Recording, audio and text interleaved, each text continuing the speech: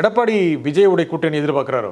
இல்லை, தொடக்க முதலே விஜய் அரசியலுக்கு வருவதாக அறிவித்த தொடக்க முதலே அண்ணா திராவிட முன்னேற்ற கழகத்திலிருந்து அவரை கூட்டணிக்கு அழைப்பதற்கான மறைமுக பேச்சுவார்த்தை நடைபெற்றதாக நம்ம கேள்விப்பட்டோம். அவருடைய இந்த கொடியேற்று விழா நிகழ்ச்சி, கொடி அறிமுக நிகழ்ச்சி முடித்த 2 நாட்களில் புசி ஆனந்த் ஒரு அறிக்கை வெளியிட்டிருப்பார்.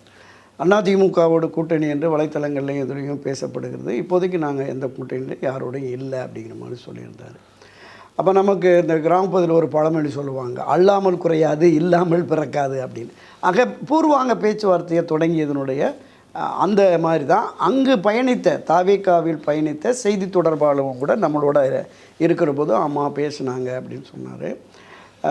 அதிமுகவில் இருந்தவர் தாவேகாவுக்கு போனார். நீங்கள் ஆமாம் ஆமாம் ஆமாம் ஆமாம் ஆமாம் அவங்க சொன்ன தகவல்கள் கூட இப்போ நிலைமையில் அவர் அதுதான் சொல்கிறேன். அதற்கு பிறகு தொடர்ந்து மதுரை மாநாடு, திருச்சி மாநாடு, திருச்சியில் நடைபெற்ற கூட்டம், ஊருக்கு ஊர் நாளுக்கு நாள் அவருடைய செல்வாக்கு அதிகரித்து வருவதால் இவர் இருந்தார்னா நம்ம ஏற்கனவே ஒரு 5%, 8% திரு ஓபிஎஸ், திருமதி சசிகலா இவங்கெல்லாம் பிரிஞ்சு போயிருக்கு, இது வந்தால் தான் அதிமுக ஜெயிக்கும்னு பேசிகிட்டு இருந்தோம்ல, அதை சரிப்படுத்துவதற்கு இது சரியாக வரும் அப்படிங்கிற பார்வை திரு எடப்பாடி பழனிசாமிக்கு இருந்ததனால் தொடர்ந்து அந்த முயற்சி. கடந்த 2 நாட்களுக்கு முன்பு கூட அவருடைய மகன் மிதுன் அந்த சர்க்கிளில் பேசினதாக நமக்கு தகவல்கள் இருக்குது.